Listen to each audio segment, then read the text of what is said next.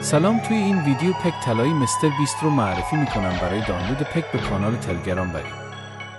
یادم میاد روزای اول مثل ماشین خراب تو جاده اون بغل منتظر کمک بودم یکی برسه، ولی پیاده ادامه دادم رسیدم به شهر. حالا شهر زیر پام زیر باز، تیم خوب مال منه